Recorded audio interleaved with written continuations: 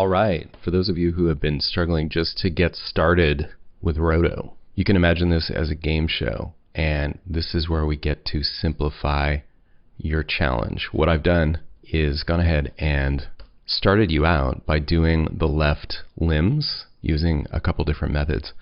I'm just going to describe for you what I did, so let's get into it. We of course started out with the masks in the rough edit, and of course we've got our backplate there.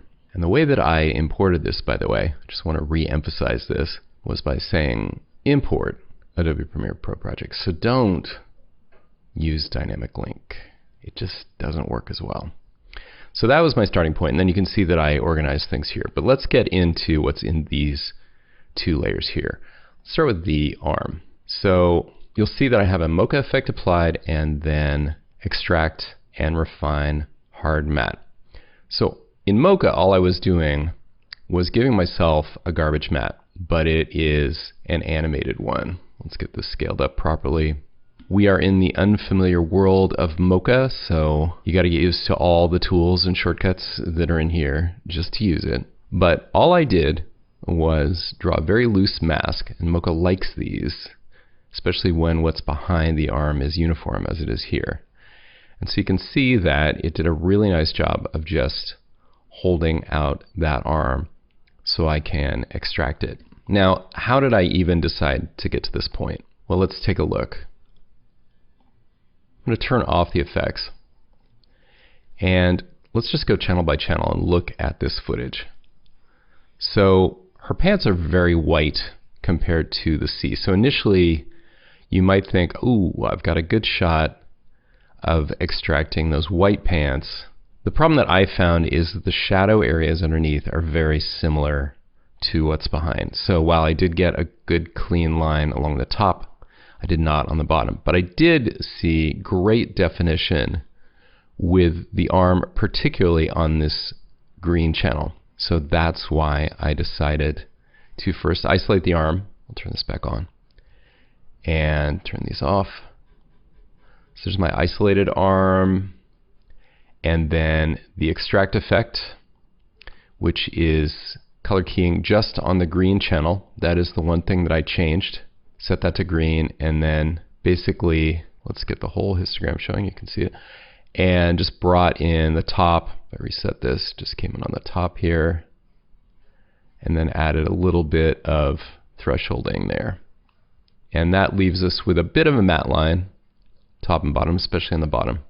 So to clean that up, I added a refine hard matte effect just to decontaminate the edge and get rid of that matte line, and then also to just actually shift the edge in a little bit to crop it just slightly and then soften it with a slight feather.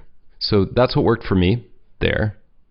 And remember that as far as the hair goes, I'm gonna recommend Roto Brush for that rather than extract, even though again it's pretty well isolated. You can try whatever you think will work for you. Her top also is well differentiated from the background, particularly again on the green or the blue channel. Actually, the blue is even better for the hair and the top, but it's a little noisier, so the green channel tends to be a little cleaner, and that's usually the case if I didn't mention that already. So now we've cheated and not really had to do any real roto. We just kind of tracked a garbage matte. So now let's take a look at where the real roto is happening. Up here on top, need to zoom out a little bit so you can see it. Here are my masks from Mocha. Now, Mocha for roto, and particularly organic roto like this, is far from automated, but it is still preferable to actually trying to draw these masks out just with the masks in the timeline, in my opinion. So let's take a look at how I did it. Here in Mocha, you can barely see some shapes over the leg. If I select those roto shapes and go to classic view, this is an added extra. You don't need to do this, but it's just nice to show you this way. Now I have these overlays. I can go back to Essentials view, and let's just preview that. And you can see that that is looking pretty good. And there's not a ton of motion here, but there's just enough that you'd notice if you didn't get it right. You can zoom in a little bit. Remember, in Mocha, all the tools work differently, and I realized it's like learning a whole new language. That was the Z key and sliding with the mouse to zoom, and the hand tool is my middle mouse button on my 3-button mouse. If you don't have that, you can also use the X key. Here's how I did this. I believe I actually started with the upper leg. So my first track was this one here, which I'll turn back on. Now notice, by the way, that I don't have tracking turned on for any of these. So as I did each one, I turned it off. But let's just start with this one, and I had tracking turned on. And you can see I started at the end, and the way you can see that is this green keyframe there. So I just tracked backwards and didn't need any other keyframes. And here's what I got. Now notice, once again, this mask is a garbage mask. It's outside of the area that I wanted to find. You can see this other mask, that's the one that I parented to it. So that was actually my next step, was to then draw roto, again starting at the very last frame. And I'm going to zoom in again. You can see how much detail I put in here. That's how I decided to do it. I didn't even want to get rid of the wrinkles, I wanted to get everything. As a result, I did have to add some keyframes along the way. So basically, I did this as you do. I just looked for points where it moved away. You could actually right there tighten that up a little bit. I mean, but really this is definitely in the good enough realm. What I did here, as you can see, and so 3 keyframes plus being parented with the initial motion to this loose track got me there. Then the lower leg, same approach. So for the lower leg, again, keyframe is at the very end.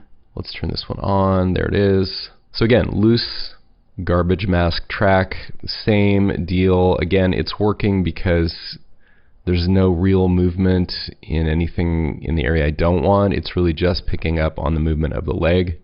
So that's great. And then this bottom layer is parented. Now parenting, just to review that, in layer properties, you set the link to track, which is parenting option here. So I carefully labeled and colored these to try to make it clear which was related to which, but it's in layer properties that you see that. And the fill color that I set is set by this little swatch here, but that's an extra. So really the essentials here were just going in, and now again with this one setting more keyframes this time, and that's mostly because of the flapping of this lower leg.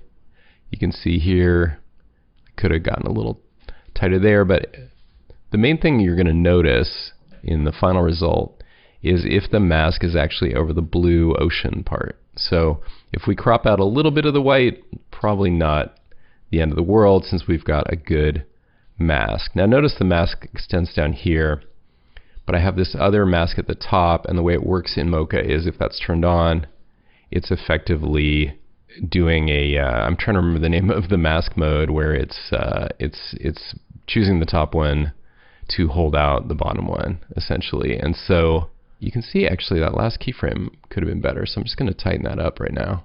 I turned off my points. I'm getting a little too clever for myself here. So I need these back.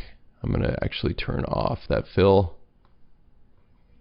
And now I can adjust it. I could do it one at a time like that, or I could multi-select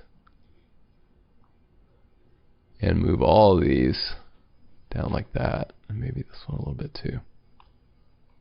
All right. Anyway, that is the foot. In this case, I just went ahead and keyframed it. So I didn't track it at all. You can see it's red. So track was never run on this, and it's not parented to anything. But this one is just on its own with keyframes, and that's how that's done. And that is pretty much all it took. And I hope that doesn't seem like a lot. And I'm going to get out of here, and then I need to save this. Oh, well, I did change the foot. Oh, well. The final thing that I did to just improve on what we got was just basically do a better job with the mat itself, which in the editorial version, oh, I think I need this rough edit one actually to show you this. Yeah, that one. So it's just super sloppy. But the mat doesn't move at all. So obviously that's an easy one. Gave it a little feather. Gave everything a little bit of feather to just give it that nice soft quality. And let's turn effects back on for this one. So you can see the bit of feathering.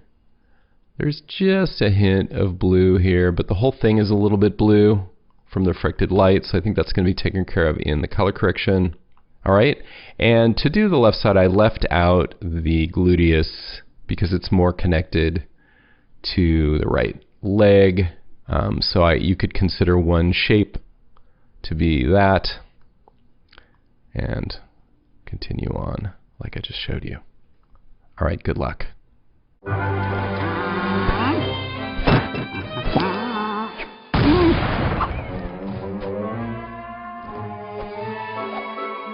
Ah.